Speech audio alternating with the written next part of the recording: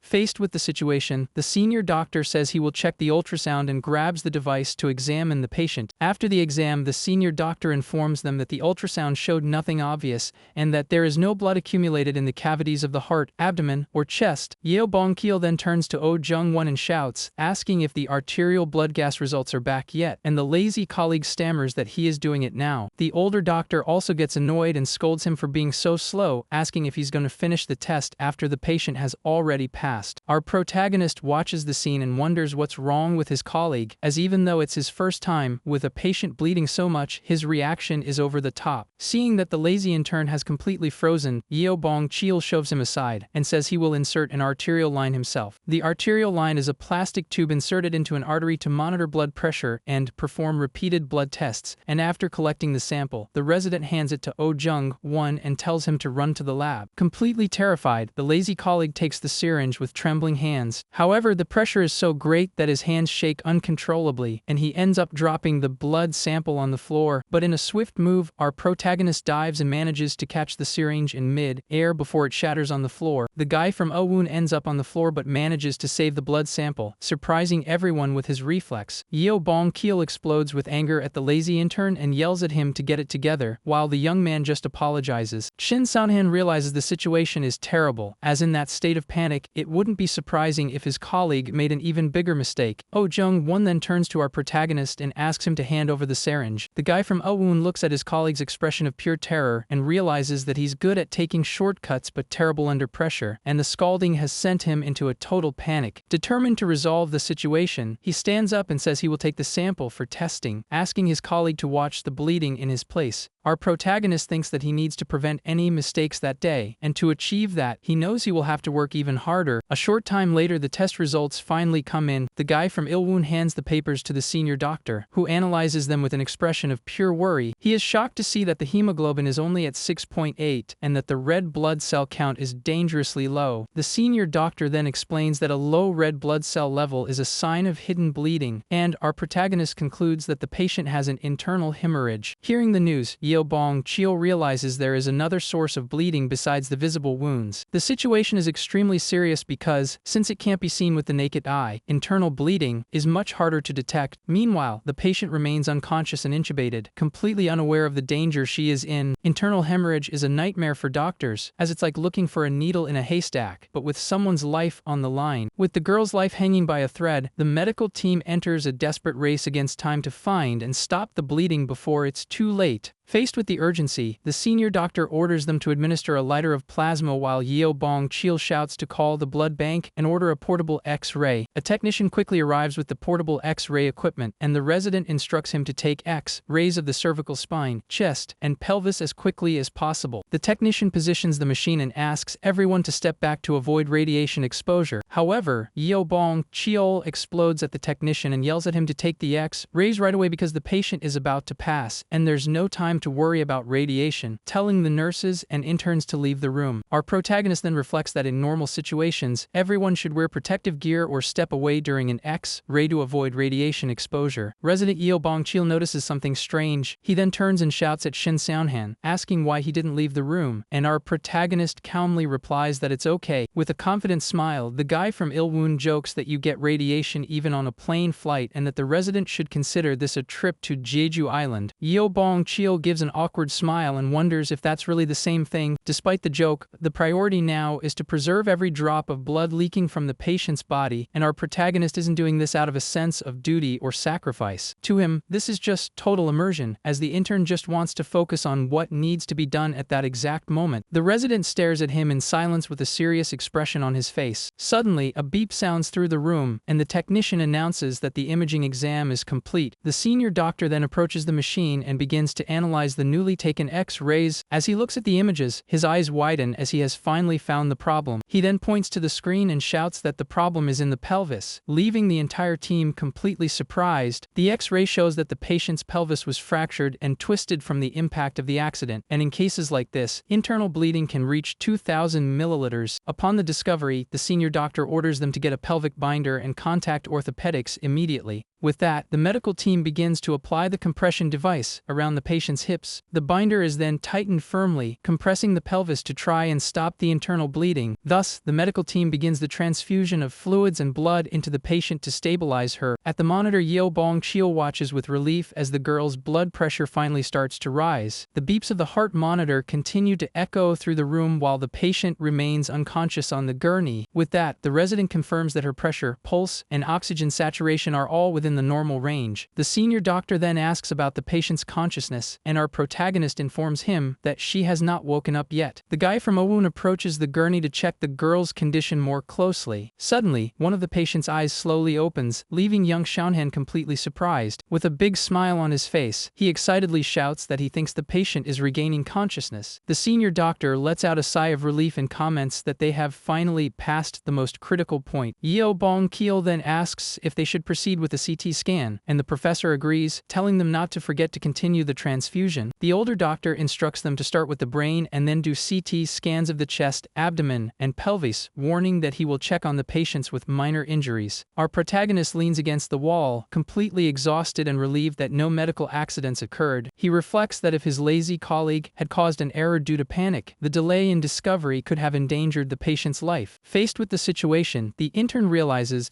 that they fortunately managed to treat the most critical patient safely, but he suddenly remembers that there are still 10 victims from the traffic accident to be treated. He knows he can't let his guard down until the night is over, so he runs back into the chaos. The ER is in complete madness, with patients screaming in pain everywhere. The place has turned into a veritable war zone, and with the arrival of doctors from orthopedics and neurosurgery, the ER becomes even more crowded. To make matters worse, the victims' families arrive in desperation, turning the place into complete chaos, and our protagonist finally understands that the ER is the true front line of the hospital. After a lot of work, our protagonist and his colleague Dam are dressing one of the patient's wounds and commenting on the rush. The guy from Ilwoon reflects that this day will surely go down in history, as he has never experienced anything so insane since he started his internship. His colleague then comments that this whole situation has been a wake-up call for her, and young Seon-han is surprised by her statement. The girl explains that seeing so many injured people arriving at the hospital, all her previous complaints and fears now seem completely ridiculous. He then praises her, saying she is doing very well, and without making mistakes, remembering how she quickly found the most critical patient's wound. The colleague then thanks him and says the credit is all his, as the words of support he gave her earlier helped a lot, leaving the young man completely confused. With a big smile on his face, he jokes and asks if she no longer hates seeing patients. The girl immediately denies it, saying she still hates it and that the whole situation still scares her a lot. But with a new determination in her eyes, she states that despite the fear, she has to do what needs to be done. Seeing her change in attitude, our protagonist gives a smirk and thinks that at least for today, he no longer needs to worry about his colleague Dam. Suddenly, a furious voice shouts, asking who is in charge there, leaving the two interns completely confused by the interruption. A furious man accompanied by a woman shouts, demanding to speak with the ER supervisor. Faced with the confusion, a nurse approaches the couple and asks what the problem is. The man accuses her of negligence with an expression of pure rage on his face. He then points to his son lying on the gurney and shouts, asking why he isn't being treated immediately. Next to our protagonist, the lazy colleague whispers that this is the unlicensed student who caused the accident and that according to the paramedics, he was barely injured. The intern is outraged to realize that these are the boy's parents and that even though he is the one at fault, he acts as if he has some right. The boy's father gets worked up and asks if they know who he is, threatening to sue everyone for negligence. The nurse tries to calm him down, saying that you can't shout in the ER, but the man retorts that his only son is in pain. The woman then chimes in, outraged to hear that there are more urgent patients at the moment. She continues the drama, saying that for people like the other victims, it doesn't matter if they are treated sooner or later, and that they should take care of the quicker cases first. Completely out of his mind, the man loses his patience and shoves the nurse hard, making her cry out in pain. Seeing the assault, the guy from Elwoon desperately shouts for someone to call security. However, unexpectedly, someone tells them to stop. It was Ham-So-Dam, who was completely furious. She stands before the man like a hamster, ready to defend her companions. Our protagonist is completely shocked to see his colleague Ham-So-Dam's fury. The man glares at her with contempt and asks who she thinks she is. With surprising courage, the girl shouts that his son is not the only precious one there, leaving the man completely speechless. She then points to the other accident victims and says that all the injured people there are someone's precious children, and that one of them almost didn't make it due to blood loss. The colleague then gets straight to the point and reveals that all of this happened because of his irresponsible son, who is casually lying on the gurney. The couple is completely speechless at the accusation, and the girl continues, saying they should be on their knees, apologizing. With impressive calmness, she informs them that their son will be treated shortly and asks them to wait their turn. The man turns completely red with anger,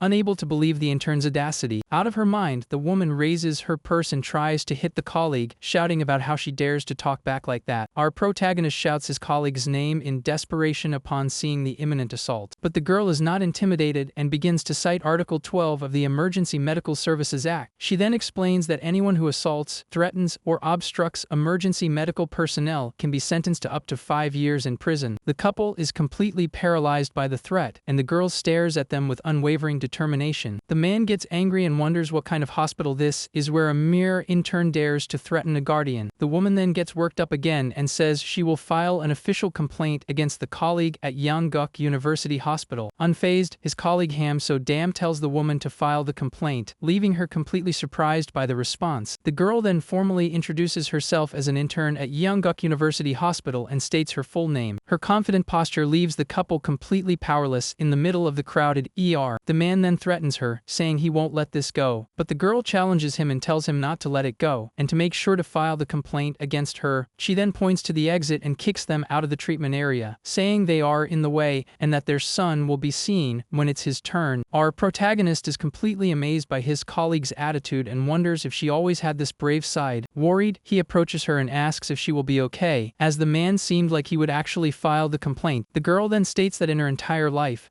she has never backed down just because of connections, and young Xiaonan finally understands the true dignity of Yongguk's royalty. With an exaggerated gesture, he congratulates her while his colleague stares at him, completely confused. Suddenly, resident Yeobong Chil appears with an expression of pure rage. Completely irritated, he shouts, asking what all the shouting in the ER is about, as there are patients everywhere. The girl bows an apology before her superior's scolding. Impatiently, the resident lightly pushes her and tells her to get back to her patients. But as he turns his back, he gives the intern a discreet thumbs up with a smirk, praising her attitude. With a pat on the backs of the two interns, Yeobong Chil yells at them to get a move on, as there is still a mountain of work to be done. His colleague Ham-So-Dam gives a faint smirk at the situation. Our protagonist looks at her and smiles back with a sense of pride and admiration for her courage. Time passes and night falls over Yongguk University Hospital. On a tray, a forceps holds a piece of blood-soaked gauze after cleaning a wound, and the doctor announces that the procedure is finished. Yeobong Chil then discharges some of the patients with minor injuries, and they thank him for the care. As they walk down the hall, the resident asks Shin Xianhan if all the accident patients have been treated, and the guy from Elwoon confirms the work is done. Our protagonist comments that the hospital is really dynamic and that he hadn't noticed this in the internal medicine ward. With a smirk, Yeobong Chil replies that of course it is, as an emergency room is called that for a reason. The resident explains that there, patients scream in pain, families demand faster treatment, and people who look like they're about to pass away arrive at any moment. But he continues, saying that there is a kind of thrill in the ER you don't find in other departments, and young Xiao Seonhan is curious to know what it is. The resident then explains that saving a dying patient with your own hands and returning them to their family is something indescribable, and with a look full of pride, he states that changing people's destiny is the true pride of emergency medicine. His words echo in our protagonist's mind, who is completely amazed by the idea of changing destiny. Seeing the intern's reaction, Yeo Bong-cheol grabs him by the shoulder and asks if he's interested and invites him to bet his career there. With a humble smile, our protagonist replies that he would honestly be grateful to be accepted anywhere. He adds that it would be an honor to work with Dr. Yeo, and that he will seriously consider the proposal. The resident doesn't like the flattery at all and slaps the young man on the back, shouting that's enough, while the intern grumbles that he was being serious. Soon after, Yeo Bong-cheol tells him to hurry up and see the rest of the patients, as he is very behind, and the guy from the defunct university agrees. After the storm has passed, the ER somehow seems strangely peaceful, but young Seonhan feels a sense of unease, as if he has forgotten something important in the midst of all the chaos. From there, he spots his lazy colleague Oh Jung, one working at a computer, and calls out to him. The guy from Oh Woon explains that since they've finished the accident cases, they can split up to take care of the regular patients, and his colleague thanks him for saving his life. Oh Jung Won then comments that Jo Jin-ji saw several other patients while they were handling the accident cases, leaving our protagonist completely confused. He is intrigued, as he thought the young man couldn't do anything because of his injured hand. The lazy colleague explains that the useless one recovered faster than expected and has already had his cast removed, and we see Jo Jin-ji stretching happily. Oh Jung Won explodes with anger and accuses him of taking it easy while they were almost dying, but the other defends himself, saying he worked hard since the cast came off. At that moment, our protagonist finally understands what that bad feeling was, as he was so focused on the accident patients that he didn't even think about those who were already there. Thus he realizes that the problem wasn't Ham So Dam or Oh Jung Won, but the useless Jo Jin-ji. Meanwhile, the young man's hands are working frantically at a keyboard, indicating that something is very wrong. Our protagonist then checks the task list and realizes that although Jo Jin-ji handled several cases, none of them seem particularly risky. But upon seeing a specific procedure on the list, his eyes widen in pure shock. The procedure in question is a thoracentesis, where a needle is inserted into the chest to drain excess fluid from around the lungs. This is not an extremely difficult procedure and can be performed by an intern, and the patient was a 70-year-old man with shortness of breath. Without wasting a moment, he approaches Jo Jin-ji and asks directly if he made any mistakes today, and the young man stares at him, completely confused. The useless intern gets annoyed and asks why he's picking a fight out of nowhere, but our protagonist insists it's just a precaution. With that, Jo Jin boasts that he has been called an ace several times and tells Shin Seonhan to mind his own business. Our protagonist then asks if he took an X-ray after the procedure, and the other irritably replies that he obviously did. However, he soon admits that he hasn't checked the result yet, sending young Seonhan into a panic, who shouts that checking the X-ray after such a procedure is the bare minimum. The young man then gets worked up and shouts, asking if the other thinks he's the only one who worked hard, as he was also busy while they were taking care of the accident patients. With a bad feeling, the guy from a wound senses that something is very wrong and yells at him to pull up the X-ray immediately. Complaining about his colleague's annoying persistence, Jo Jin-ji finally sits down at the computer to check the exam, but as he looks at the monitor screen, his expression changes completely, and he doesn't understand what he's seeing. The radiograph shows that the pleural effusion is still there, indicating that the procedure failed miserably. The useless intern comments that that's why almost nothing came out when he inserted the needle and suggests trying again, but our protagonist has a terrible epiphany upon seeing the image. Faced with the situation, young Seonhan shouts in desperation and asks Jo Jin-ji if he doesn't see the problem in the image, but the young man just stares at him, confused. With that, our protagonist points to the radiograph and reveals that there is a giant pneumothorax on the opposite side of the fluid, leaving his colleague completely confused. It finally dawns on the useless intern, who turns completely pale and starts sweating profusely at the discovery. The guy from the defunct university explains that he clearly treated the right lung, but the left lung is the one with the pneumothorax. At this, our protagonist stares at him and asks with an expression of pure terror if he punctured the wrong lung. Jo Jin-ji is completely paralyzed and starts sweating buckets, unable to answer the question. Desperate, young Seonhan runs off and asks where the patient is, as puncturing the opposite lung means he punctured the only lung that was still working. However, before he can get far, the useless intern grabs him by the lab coat in an act of pure desperation. With that, the young man begs Shen Xianhan not to tell anyone, because if the news gets out, his evaluation for the month is toast. Our protagonist turns to him, completely shocked, unable to believe what he just heard. Ji continues his pathetic plea, saying that they are already looking at him funny because of his casted hand and asks them to cover up the case. Shen Xianhan's face darkens, and he asks with restrained fury what that scumbag just said. With a smile of pure panic, the useless intern suggests that since the pneumothorax is small, maybe they can just let it go. The absurd suggestion makes young Sonhan explode, and he calls him a crazy idiot with all his might. The argument happens right in the middle of the nurse's station, while the other staff continue to work, unaware of the time bomb about to go off. Our protagonist slams his hand on the table, completely irritated by his colleague's attitude. He shouts that his internship grade doesn't matter one bit, as the patient could perish because of that mistake. Young Sonhan glares at Ji with pure rage while the other intern is frozen with fear. He then grabs him and demands to know where the patient is, as 30 minutes have passed since the X-ray was taken. Without waiting for an answer, the guy from Ilwoon runs off desperately to find the man before it's too late. When they arrive at the room, they find the old man lying in bed with an expression of pure suffering. The man is gasping for air and can barely breathe properly, with his hand on his chest. With great difficulty, he calls for the doctor and says he can't go on, and completes the sentence by saying he can't breathe, putting the two interns on high alert. From there, the patient panics and begins to struggle desperately for air. The scene leaves the two young doctors completely terrified by the gravity of the situation. Our protagonist quickly checks the monitor and sees that the patient's oxygen saturation has dropped to 73%, a dangerously low level. He realizes that the monitor's alarm had been going off the whole time, but with the